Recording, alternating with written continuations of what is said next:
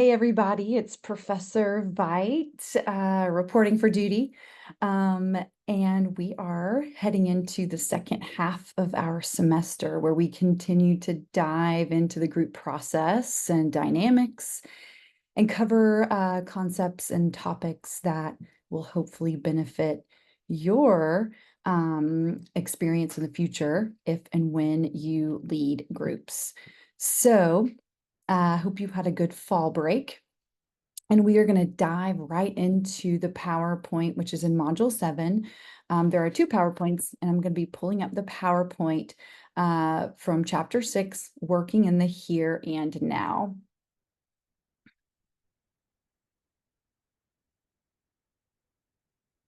All right, so the therapist working in the here and now. So you may have heard this in other chapters or heard these terms. Yalom emphasizes three main concepts to foster a deeper, more reflective, and experiential form of engagement that can lead to significant therapeutic outcomes in the group setting: process, content, and process illumination. Yalom's emphasis on these concepts highlights his approach to therapy as a dynamic interplay between what is seen, the content, and what is unseen, the process, with the therapist's role being to bridge these aspects through techniques like the process illumination. So, process definition. In the context of group therapy, process refers to the underlying dynamics and interactions that occur among other group members. This includes how members and us communicate with one another, the roles they assume or take on, whether they know it or not, the patterns of behavior that develop, and the emotional undercurrents within the group. So simplified processes the nature of the relationship between interacting individual group members and the therapist. The process is going to include how, why, and when, and who, the here and now. Why is this taking place currently in your family system? How do you believe that your relationship got to this point? When did you first learn that showing emotions such as anger were not appropriate in your original family system? The process begins with the therapist's reflection of those underlying issues that often bring individuals to group therapy in the first place. The significance of process. So we need to understand what this means, the process. It's crucial because it often reveals the unconscious motivations, possible resistances, and relational patterns that are being played out within the group when we meet then and there, or the here and now. The process is dynamic and can provide deep insights into the personal and interpersonal issues that members are working through. So Yalom's perspective, he emphasizes that therapists should focus not just on what is being said, the content, but on how it is being said and the interactions that follow, which is the process. Okay, so the content is maybe the dialogue, and the process that follows that dialogue, or what follows that dialogue and the interactions is the process. Observing and interpreting the process can lead to breakthroughs in therapy that might not be achieved through content alone. Definition of content. Content refers to the explicit or surface level discussions and topics that are talked about in the group sessions. This can include the members' stories, family system, history, shared experiences, advice, giving feedback to one another, and discussions of specific issues or themes that the members have faced, will face, are facing. So simplified, the content is the actual subject matter. Boundaries. Today, the content of our meeting is discussing boundaries, different ways that we can set boundaries with family and friends. So through the process of discussion, leading into the actual discussion matter, which leads into sharing experiences, seeking feedback, etc. We are moving into a deeper, hopefully, connection, increasing group dynamics, and overall supporting an individual or those members with interpersonal relationships or self-worth or coping skills, etc. Content significance.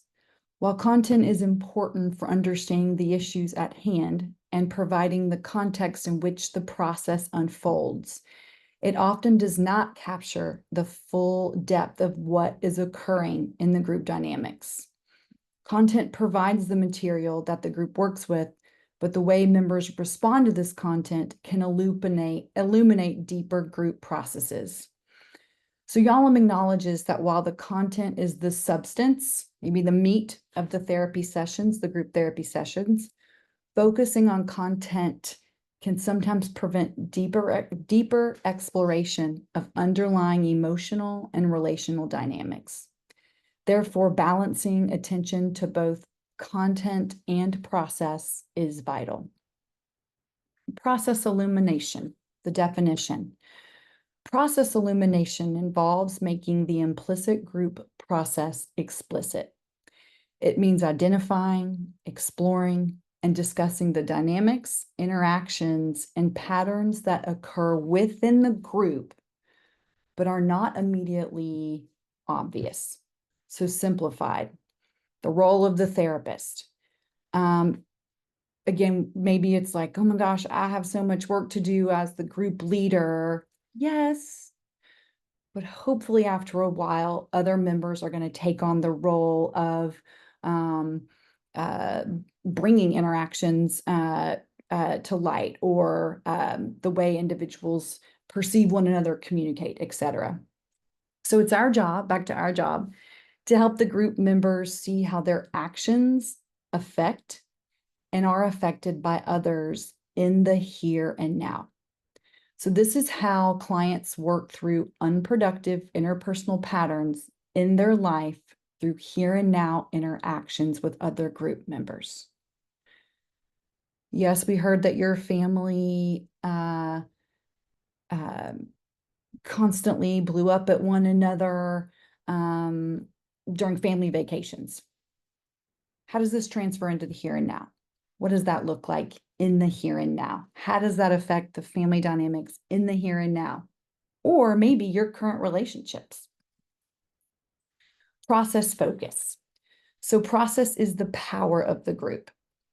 Outside of group work, processing in this way is often considered taboo due to socialization anxiety, social norms, fear of retaliation, and power maintenance. So in order to protect us from maybe situations that could be threatening, we're going to be working on all of these things within the group. That way, maybe you're not processing with a group of people that can't support you, or that might come up against you, or that you fear, or have a power dynamic with, and that could just change the overall relationship. So thus the importance of the group process to help individuals, hopefully, work on interpersonal skills that are going to play out socially or within the family or with their partner, etc., or work environment. Process focus. Focus is directed toward the immediate needs of the group. Questions to assess the process focus include: how are each of you experienced the meeting so far? You look like you're having a reaction to what so-and-so just said. Would you like to share with us that reaction that you are having, if they are having a reaction? So the therapist's role in the here and now orientation. So we are constantly trying to move the group away from the then and there and outside materials and refocus on the here and now. Therapists help set the norms and reinforce interpersonal confrontation and conflict, emotional expression, self-monitoring, and the group as a source of information in the here and now. This is done by activation and process illumination. Balancing that leader involvement, right? So we're constantly, how much do we get involved? How much do we disclose? What does that look like? So too much leader activity could result in a group that is dependent on the leader to keep the conversation going. Too little leader activity results perhaps in a group that could be directionless. They don't know how to get back on track. Um, you know, that could be affected. We could have low energy that week, right? We're really, really tired. And so we might just want to sit back and let the group dynamics play out. But that could lead to just that overall lack of direction, which could change the cohesion of the group if we don't have someone kind of keeping us in the here and now, monitoring interactions, etc. It's that balance between too much involvement and not enough involvement. Process illumination techniques. The therapist should think in the here and now by relating any issues that arise back to the group's primary task. Move the focus from the outside to the inside, abstract to specific, and then general to personal. Encourage responses from others. Request feedback, maybe offer feedback. Encourage direct speech, I statements, and speaking directly to one another. It's interesting. Sometimes somebody will want to give someone feedback and they'll be talking to you as the leader, almost as if to be like getting permission to be sharing that feedback. Right, leader, I think so-and-so could really use a lesson in de-escalation, right? We want to say, let's pull this back to the here and now, right now, between you and a member, giving this feedback directly to one another. Hey, so-and-so, I'm curious to see if you want any feedback, kind of starting with that. It seems as if your way of communicating seems a little hostile or defensive. I wonder if this could be affecting your relationship with your classmates, your roommate, your partner, your spouse, your kids, what have you. Direct speech. Techniques for process illumination. Therapist attunes to recognize the process by assessing that nonverbal data. Nonverbal data includes the seating. Are we sitting in a circle where we can kind of have ping pong dialogue? Are we sitting at tables where it's table this, that, where someone would have to turn around to speak to somebody? Punctuality. We start at 1 p.m. sharp. You have somebody that is constantly late. Okay, this could be a nonverbal cue that they don't want to be there. They want to avoid as much of the heavy discussion as possible. So perhaps maybe, along the way, another member confronts another member of like, hey, we've noticed that you are late a lot. It really disrupts the flow of our group process when we are in the midst of discussing a heavy topic. Is there anything we can help you with or do for you that helps you be on time? Eye contact. Now, we have to consider cultural norms when we discuss eye contact. Some Western cultures, maybe other cultures, consider eye contact to be crucial in the communication process. We can look each other in the eye. We can scan to see what is going on with body language. We might be able to even go deeper with that eye contact. Whereas other individuals, perhaps that is not culturally appropriate to do that, have that dialogue. And there could be a shift from eye contact to looking down, and not making direct eye contact. It can also affect, not making eye contact could come from someone feeling shame and just kind of hanging their head.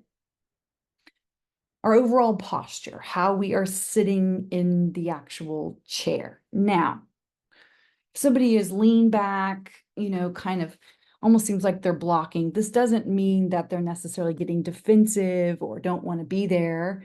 It might just be to kind of close up and check in with our body and keep ourselves safe if we're having any type of activation, let's say. If a member usually sits on the edge of their seat, kind of close to one another, or in this case, close to the camera, maybe since it's on Zoom, kind of pulling back a little bit and kind of just like, whoa, I'm kind of like pushing back a little bit, might, minimize my engagement. It's hard to make eye contact on Zoom. It's hard to tell people's posture. And it might be that somebody turns off their camera, right? And kind of gives a signal of like, I'm feeling attacked, I'm feeling emotional, I'm feeling myself beyond the defense. I'm going to just make myself briefly disappear. So definitely the dynamics with telehealth groups, telehealth platforms, and face-to-face groups, those can vary when it comes to nonverbal. Yawning. Are we bored? Are we tired? I feel like yawns can be contagious. I don't really know about that one. Drinking water and eating, again, might just be a form of distraction if you're constantly taking a sip of something and munching on something. Sometimes it could be harder to talk, so just, I'm not going to talk with my mouth full, let's say, or I'm going to continue to drink water when it's time to open up, so as not to be able to maybe engage verbally. Who knows, right? Y'all cites clothing, and I think this is interesting. And I think of clothing maybe being something to like wrap up in to keep yourself secure. Maybe pulling a blanket or sweater over you just to kind of protect that interior layer by using an exterior layer to kind of show that you are protecting that. And then any changes in behavior or presentation, right? Let's say somebody every week is just maybe dressed in jeans and a t-shirt and comes looking like they have a shower, what have you, and then they come, a couple weeks in, maybe in pajamas. There's nothing wrong with that. Maybe looking like they haven't showered in a while. Has their mood changed, right? Are they taking care of themselves if perhaps taking a shower and getting dressed was part of their self-care process or going to work or school, what have you? There is nothing wrong with having a change in presentation. It just might mean somebody's going through something, maybe they're extra tired, and then looking for those changes in behavior. Maybe just getting a little bit more defensive, maybe starting to run late, maybe not making any eye contact anymore, maybe kind of closing off. So as not to be called on, what have you. So much that we're looking at, we're examining, we're always on our kind of on our tiptoes, ready to just study the group dynamic. Tension as a part of process illumination. So that overall group tension is ever present and not necessarily in a bad way, but just presenting in different ways, such as avoidance. It's getting a little bit hard. I'm going to avoid answering any questions that are going to put the attention on me. Maybe greed or selfishness. When I think of greed, maybe taking up a lot of space, talking over and over, and not paying attention to other people needing to talk. Selflessness. What comes up for me is somebody that's constantly maybe caregiving in the group. Tell me more about that. That must have really hurt you. Kind of deflecting any attention to their story by caregiving in the group or being selfless. Not a negative quality by any means, but it could just be a way of like, I'm going to just help kind of keep the group moving by asking questions or making observations, etc. The immersion in the group process or overall loss of identity. I don't know how I fit in. What is my role? Questioning identity in the group and maybe outside the group as you've changed identities in the group. You've gotten more assertive. You've talked more about setting boundaries and keeping those boundaries. Getting better, remaining in the group, others who get better. We know, again, that is sort of a self-evaluation, feeling left behind. If everybody seems to be doing well or getting better, we could feel like we aren't doing the work, we're doing something wrong, and therefore feel like maybe we're being left behind in those overall or in those group discussions in the here and now. Techniques of process illumination. So the primary task is for the client or the group member to achieve his, her, or their original goal. These two can provide tension, and the therapist must work to explore all aspects between the two. Okay. I came in this group wanting to learn X, Y, and Z. And, kind of feeling the tension, is so-and-so getting the help they need? Are they getting the support they wanted? Are they achieving their goal, etc.? So secondary gratification, something that occurs within the group that provides benefit to the members. Okay. Trying to think of an example of secondary gratification. Gonna have to come back to that one. The therapist's feelings as a tool of process illumination. So we are human, right? We can have our own reactions to the group dynamics. We can have our own feelings to assess the group process. So really noticing when you're feeling impatient, frustrated, bored, confused as to like, what are they trying to say? Maybe discouragement. We just keep hitting walls and nobody wants to share. We can't resolve conflict. It seems like people don't want to be here. That can make us feel discouraged. And sometimes, we aren't included in the interaction anymore. And this could feel as though we are being shut out. So just being curious about our own experience. Are these feelings about me or reflective of the process within the group? Am I mirroring what other group members are feeling? Let's reality test this. Let's seek supervision or consultation or check in of, as the leader, what can I do to support this group process? Maybe not as the leader, but just checking in of like, does anybody need anything specific from me? Kind of keeping yourself, on your toes once again. Techniques for helping clients develop a process orientation. So looking for different methods, allowing clients to gain personal knowledge autonomously. Okay, how can these group members come to their own conclusion on what they need? What is their process by getting what they need or making the changes to their behaviors? That could be using different intervention techniques such as cognitive behavioral therapy, where we're helping individuals examine maybe those negative cognitions that they have or experience that could influence the way they relate to others.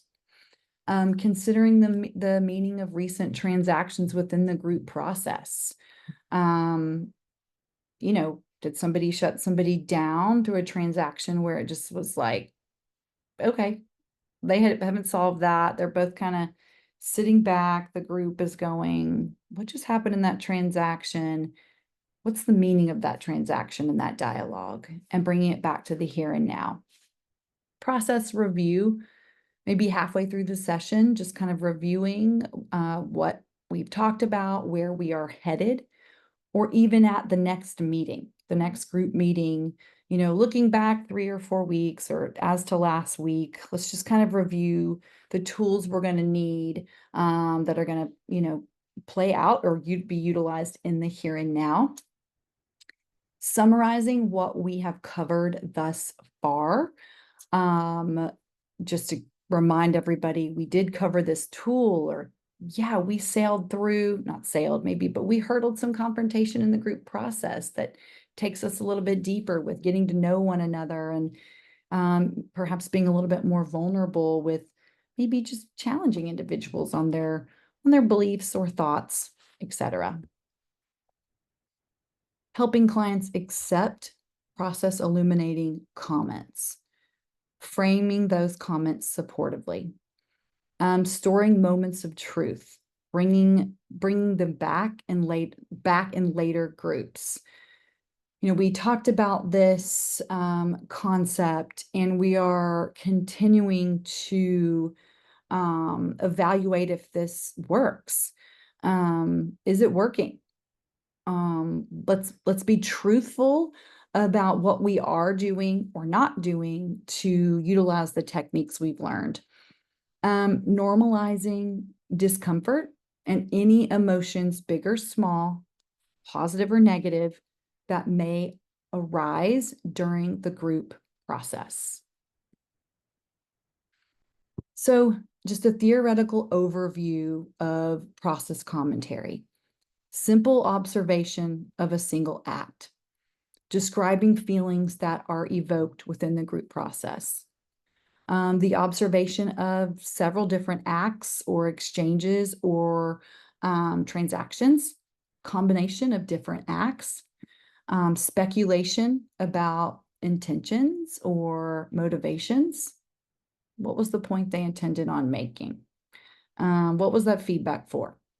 And then unfortunate repercussions of maybe certain behaviors, the similarity of behavioral patterns in the here and now and in the outside world. Those interpersonal relationships.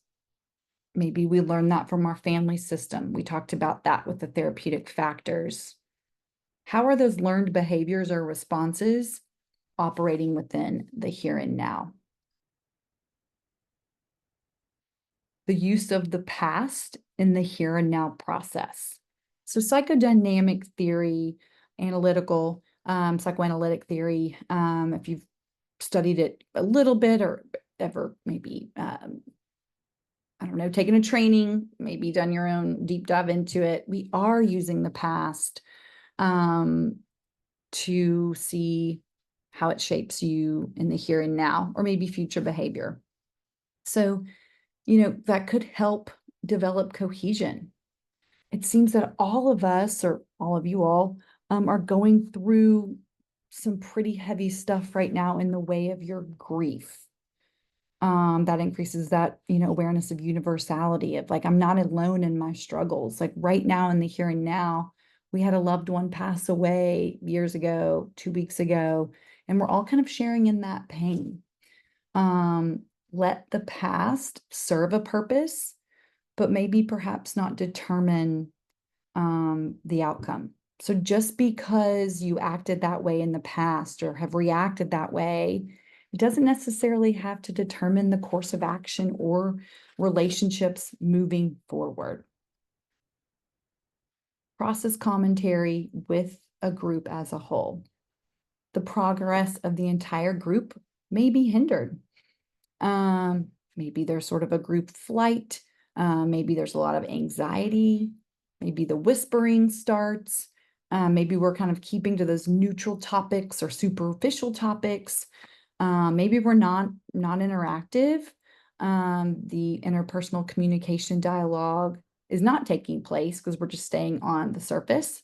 And again, therapists feeling left out overall of the process and the group as a whole. Some anti-therapeutic norms, taking turns, giving, receiving, telling stories, and then those one-up self-disclosures. We're going to be talking about that when we start talking about the different personalities of the group members. But, that one-up of just like, oh, yeah, your story was this. Mine is way worse.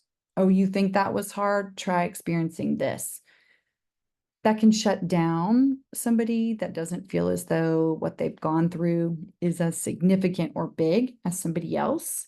And that could kind of squelch the conversation if it's like, well, I don't want to share because it's really not that big of a deal. Timing intervention. When do we use certain interventions to increase the process, dialogue, overall improvement of the dynamics, what have you, within the group process? Remember, okay, the group as a whole, those forces, all of it, the therapeutic factors are always at play in the group.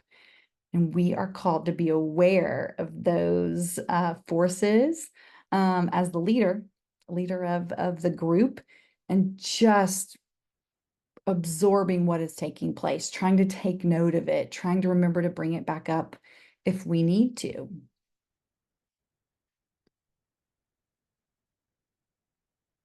Okay,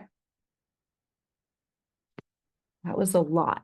I know that chapter gives, a lot more details, but that stray hair thinking there. But again, just the major influence of working in the here and now, because we're going to leave this group process. Maybe we're inpatient, maybe it's outpatient, maybe residential, maybe it's weekly.